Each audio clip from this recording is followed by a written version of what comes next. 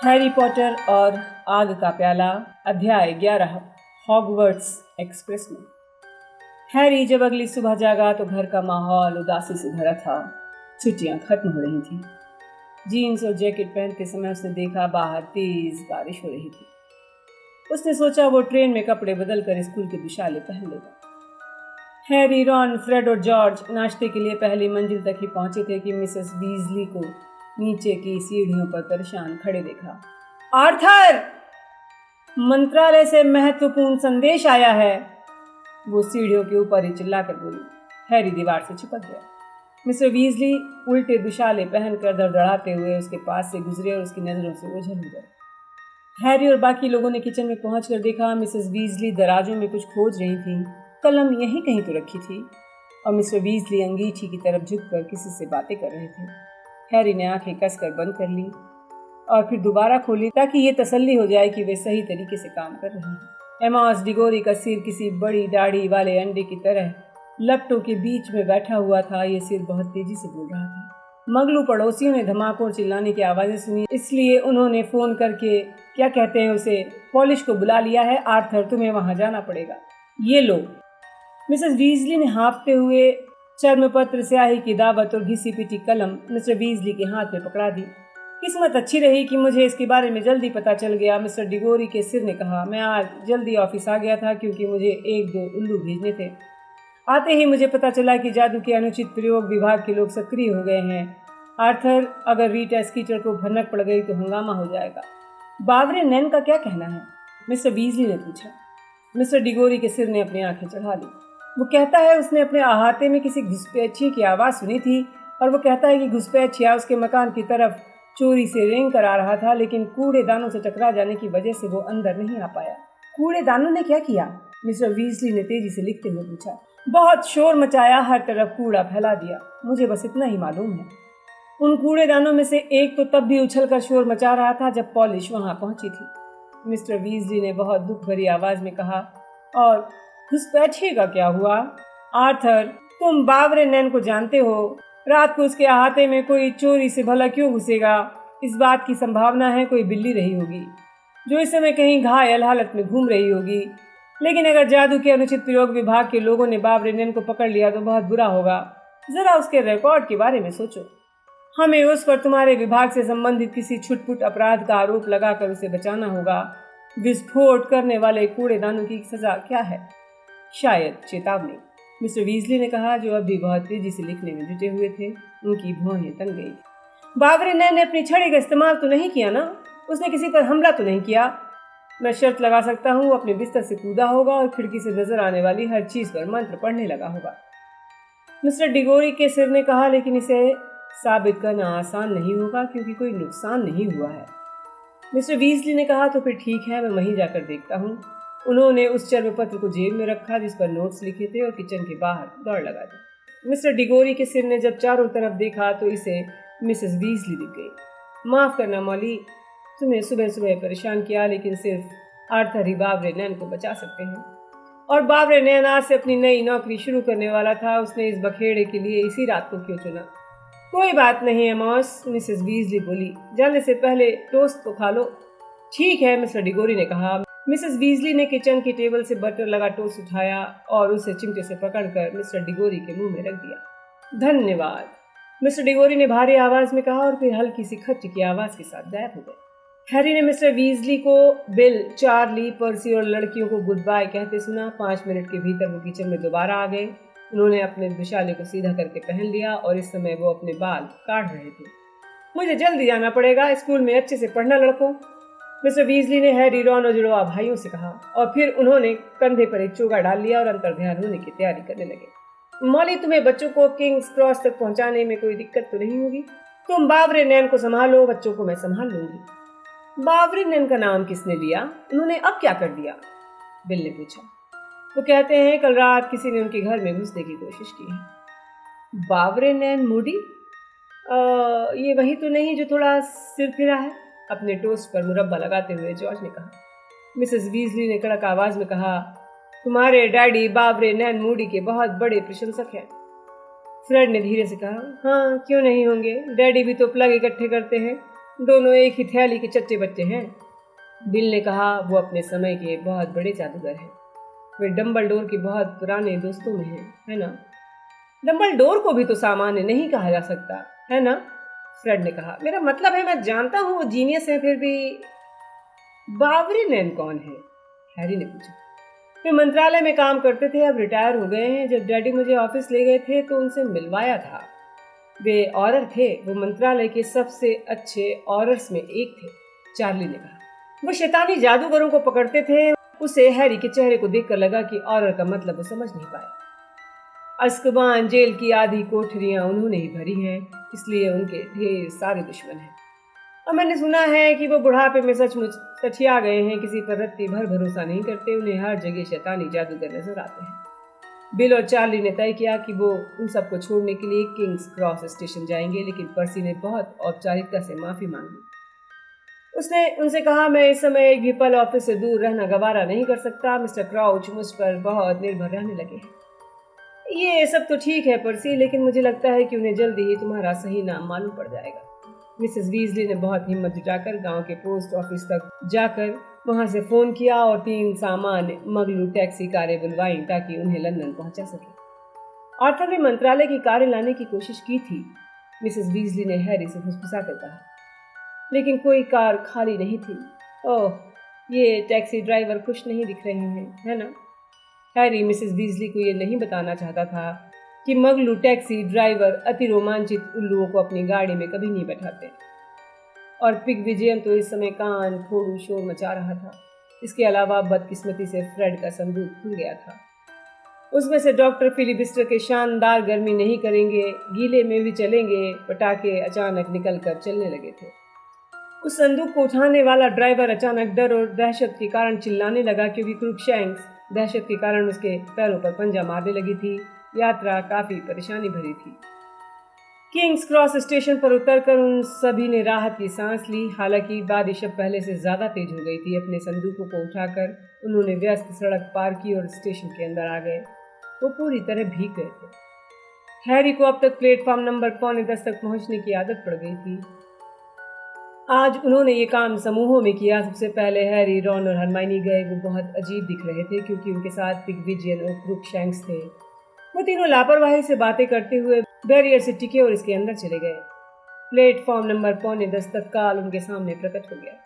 Hogwarts express का भाप वाला लाल इंजन वहां खड़ा हुआ था।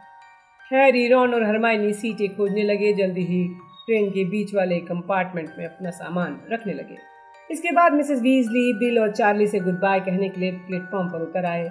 मैं तुम लोगों से जल्दी ही मिलूंगा, तुम्हारी उम्मीद से भी कहीं जल्दी, चार्ली ने मुस्कुराते हुए कहा जब उसने जिनी को गले लगाकर विदा ली। क्यों? तुम्हें जल्दी ही पता चल जाएगा, बस पर्सी को मत बताना। ये गोपनीय जानकारी है जब तक मंत्रालय इसे जारी करने का निर्णय नहीं लेता। काश मैं इस साल हॉगवर्ट्स में पढ़ रहा होता, बिल ने अपनी जेब में हाथ डालते हुए कहा और ट्रेन की तरफ हसरत से देखने लगा। क्यों? जॉर्ज ने अधीरता से पूछा। तुम लोगों का ये साल दिलचस्प रहेगा। बिल्ली की आंखें चमक रही थीं। हो सकता है मैं भी समय निकाल कर इसे देखने आऊं। क्या देखने आओगे? रॉन ने पूछा, लेकिन उसी समय ट्रेन की सीटी बज गई। जब वो डिब्बे में चढ़े और दरवाजा बंद करने लगे तब हरमाइनी बोली, मिसेस वीजली, हमें अपने घर में ठहरने देने के लिए बहुत बहुत धन्यवाद। हैरी ने भी कहा, हाँ मिसेस वीजली, आपको हर चीज के लिए धन्यवाद। ओ बच्चों, इसमें मुझे खुशी हुई है। मैं तो क्रिसमस पर भी तुम्हें अपने घर पर रहने के लिए बुलाना चाहती थी, लेकिन मुझे लगता है तुम सब हॉगवर्ट्स में रहना चाहोगे। वहाँ इतना बड़ा आयोजन तो होने वाला है। मम्मी, आप तीनों ऐसा क्या जानते हैं जो हम नहीं जानते? रॉन ने चिढ़कर कहा। मुझे लगता है आज रात तुम्हें सब पता चल जाएगा। ये बहुत रोमांचक होगा। वैसे मैं खुश हूँ उन्होंने नियम बदल दिए हैं। अच्छा, तुम लोग ढंग से रहना, ठीक है? ठीक है फ्रेड, और तुम भी जॉर्ज। पिस्टन तेजी से घूमने लगा। ट्रेन चल पड़ी। हमें बता तो दो कि हॉगवर्ट्स में क्या होने वाला है, फ्रेड ने खिड़की से बाहर झांक कर चिल्लाया। लेकिन मिसेस वीजली सिर्फ मुस्कुराकर हाथ हिलाती रहीं। ट्रेन मोड़ पर मुड़ पाती इससे पहले ही मिसेस वीजली, बिल और चार्ली अंतर्ध्यान हो गए। हैरी, रॉन और हरमाइनी कंपार्टमेंट में आ गए। खिड़कियों पर बारिश की भारी बौछारें पड़ रही थी। रॉन ने संदूक खोलकर उसमें से अपना महरून ड्रेस दुशाला निकाला और पिगविजियन के पिंजरे पर डाल दिया ताकि उसके चिल्लाने का शोर दब जाए। बैगमैन हमें बताना चाहते थे कि हॉगवर्ट्स में क्या होने वाला है, उसने चिढ़ते हुए कहा और हैरी के बगल में बैठ गया। श्श्श, हरमाइनी अचानक फुसफुसाई। उसने अपने होठों पर उंगली रख दी। आगे वाले कंपार्टमेंट की तरफ इशारा किया। हैरी और रॉन भी सुनने लगे। खुले दरवाजे से एक जानी पहचानी धीमी आवाज आई। दरअसल डैडी तो मुझे हॉगवर्ट्स की बजाय डर्मस्ट्रैंग भेजने के बारे में सोच रहे थे। तुम जानते ही हो वो डंबलडोर के बारे में क्या सोचते हैं। डंबलडोर बदजातों से बहुत प्यार करते हैं। डर्मस्ट्रैंग में इस तरह की बकवास नहीं होती, लेकिन मम्मी को ये पसंद नहीं आया कि मुझे घर से इतनी दूर वाले स्कूल में भेजा जाए। डैडी कहते हैं गुप्त कलाओं के बारे में हॉगवर्ट्स की बजाय डर्मस्ट्रैंग की नीति ज़्यादा उचित है। डर्मस्ट्रैंग के विद्यार्थी हमारी तरह गुप्त कलाओं से रक्षा ही नहीं, काला जादू भी सीखते हैं। हरमाइनी उठकर खड़ी हो गई। उसने दबे पांव कंपार्टमेंट के दरवाजे तक जाकर बंद कर दिया ताकि मेलफॉय की आवाज़ अंदर ना आए। तो उसे लगता है कि डर्मस्ट्रैंग उसके लिए ज़्यादा अच्छा रहता। काश वहीं गया होता, हम सबको उसे झेलना नहीं पड़ता, उसने गुस्से में कहा। हैरी ने पूछा, डर्मस्ट्रैंग जादूगरी का एक और स्कूल है? हाँ, इसकी छवि बहुत भयंकर है। यूरोप में जादुई शिक्षा सर्वेक्षण के अनुसार ये स्कूल गुप्त कलाओं पर बहुत ज़्यादा जोर देता है।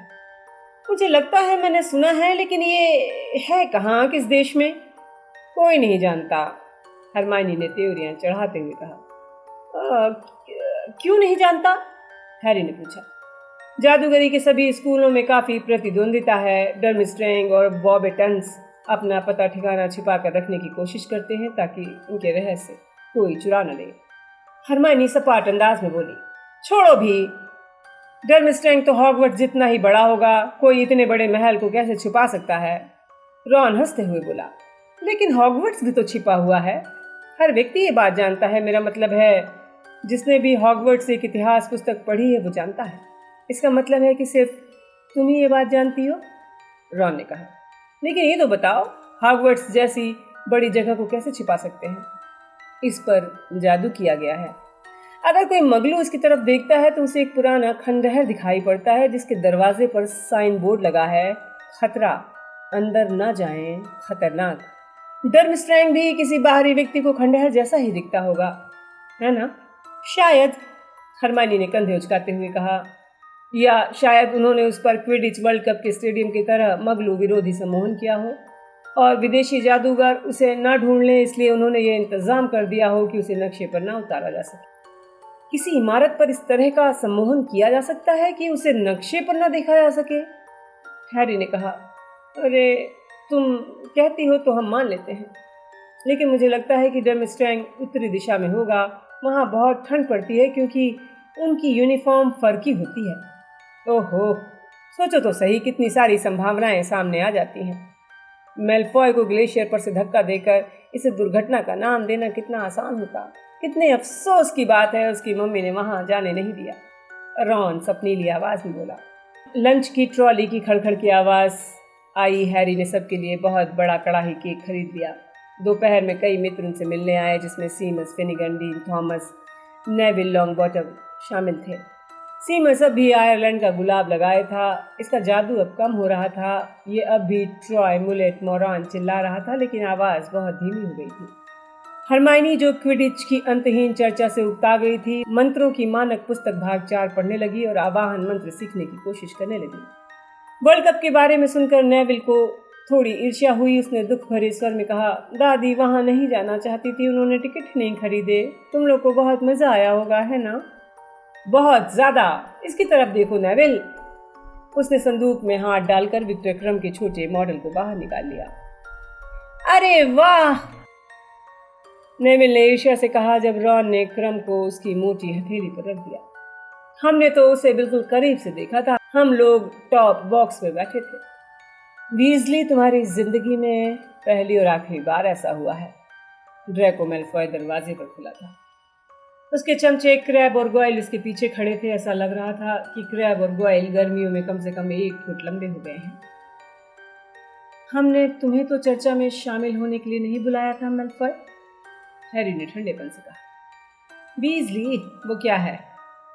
मेलफॉय ने पिग विजियन के पिंजरे की तरफ इशारा किया। रॉन के ड्रेस की दुशाले की एक बाह लटक रही थी। रॉन ने दुशाले को छिपाने की कोशिश की। लेकिन मेलफॉय ने फुर्ती दिखाई आस्तीन को पकड़कर खींच लिया। बीजली, तुम इसे पहनने के बारे में तो नहीं सोच रहे हो? मेरा मतलब है ये 1890 यानी लगभग एक सदी पहले का फैशन है। रॉन का चेहरा उस दुशाले के रंग का हो गया। उसने मेलफॉय से दुशाला छीनते हुए कहा, गोबर खाओ। मेलफॉय मेलफॉय मजाक उड़ाती अपमान भरी हंसी हंसने लगा। क्रैब और गोयल मूर्खों की तरह ही करने लगे। तो इसमें शामिल हो रहे हो वीजली? परिवार का खोया हुआ नाम ऊंचा करने की कोशिश करना चाहते हो? तुम्हें तो पता ही होगा, पैसे मिलेंगे अगर तुम जीत गए तो कुछ अच्छे दुशाले खरीद सकते हो। रॉन ने हैरानी से पूछा, तुम किस बारे में बात कर रहे हो? क्या तुम इसमें शामिल हो रहे हो? मेलफॉय ने हैरी से कहा। पॉटर, मुझे लगता है तुम तो ज़रूर शामिल हो रहे होगे। तुम्हें कभी शान झाड़ने का कोई मौका चूकने की आदत नहीं है ना? या तो ये बताओ कि तुम किस बारे में बात कर रहे हो, वरना यहाँ से दफ़ा हो जाओ। हरमाइनी ने चिढ़कर मंत्रों की मानक किताब भाग 4 के ऊपर से झांकते हुए कहा। मेलफॉय के पीले चेहरे पर खुशी भरी मुस्कान तैरने लगी। ये मत कहना कि तुम्हें कुछ पता नहीं है। तुम्हारे डैडी और भाई मंत्रालय में काम करते हैं, इसके बाद भी तुम्हें कुछ नहीं पता? उसने खुश होते हुए कहा। हे भगवान, मेरे डैडी ने तो मुझे इसके बारे में बहुत पहले ही बता दिया था। ये बात मंत्री जी यानी करेलियस फज ने खुद बताई थी, लेकिन डैडी हमेशा मंत्रालय के ऊंचे लोगों के बीच रहते हैं। वीजली, शायद तुम्हारे डैडी बहुत जूनियर होंगे, इसलिए उन्हें ये बात नहीं मालूम होगी। हाँ, शायद मंत्रालय के ऊंचे लोग उनके सामने महत्वपूर्ण बातें नहीं करते होंगे। एक बार फिर हंसते हुए मेलफॉय ने क्रैब और गोयल को इशारा किया। वो तीनों वहां से चले गए। रॉन खड़ा हो गया। उसने कंपार्टमेंट का दरवाजा इतनी जोर से बंद किया कि उसका कांच टूट गया। रॉन! हरमाइनी ने उसे झिड़का। अपनी छड़ी निकालकर बुदबुदाई, मरम्मतो।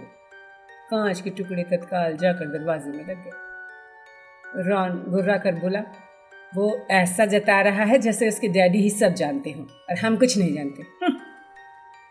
बड़ा आया, डैडी हमेशा मंत्रालय के ऊंचे लोगों के बीच रहते हैं। मेरे डैडी को कभी भी प्रमोशन मिल सकता है, लेकिन जिस पद पर वो काम करते हैं उनको वही काम पसंद है। हाँ रॉन, हम सब जानते हैं। मेलफॉय की बात को दिल पर मत लो, हरमाइनी ने धीरे से कहा। उसकी बात दिल पर लूंगा? कभी नहीं। रॉन ने बचे हुए कड़ाही केक को उठाकर उसकी लुगदी बनाते हुए कहा। रॉन का मूड यात्रा खत्म होने तक नहीं सुधरा। स्कूल के दुशाले पहनते समय वो ज़्यादा कुछ नहीं बोला। जैसे ही ट्रेन के दरवाजे खुले, आसमान के बादलों के गरजने की आवाज़ सुनाई दी। हरमाइनी ने क्रुकशैंक्स को अपने चोगे में ढक लिया और रॉन ने ट्रेन से उतरते समय पिगविजियन का पिंजरा अपने ड्रेस के दुशाले में ढका रहने दिया। वो बरसते पानी में सिर झुकाकर और आंखें सिकोड़ कर नीचे उतरे। बारिश अब भी इतनी तेज़ हो रही थी जैसे उनके सिर पर लगातार बर्फीले पानी की बाल्टियां कोई डाल रहा हो। हाय हैग्रिड! हैरी चीखा जब उसने प्लेटफॉर्म के दूसरे छोर पर एक विशाल परछाई देखी। ठीक हो हैरी? हैग्रिड हाथ हिलाते हुए चिल्लाया। अगर हम झील में नहीं डूबे तो तुमसे दावत में मिलेंगे। परंपरा के अनुसार फर्स्ट ईयर के विद्यार्थी हैग्रिड के साथ नाव में बैठकर झील के रास्ते हॉगवर्ट्स महल तक पहुंचते हैं। हरमाइनी बोली, उफ, मैं तो इस मौसम में झील की यात्रा कभी नहीं करती। भीड़ के साथ अंधेरे प्लेटफॉर्म पर धीरे धीरे चलते हुए लोग कांप रहे थे। 100 घोड़ा गाड़ियां स्टेशन के बाहर उनका इंतजार कर रही थी, लेकिन उसमें घोड़े नहीं थे। हैरी, रॉन, हरमाइनी और नेवी एक गाड़ी के भीतर घुस गए। दरवाज़ा झटके से बंद हुआ और कुछ पल बाद गाड़ियों का लंबा काफिला कीचड़ उछालते हुए हॉगवर्ट्स महल की तरफ जाने वाले रास्ते पर धीमे धीमे चलने लगा।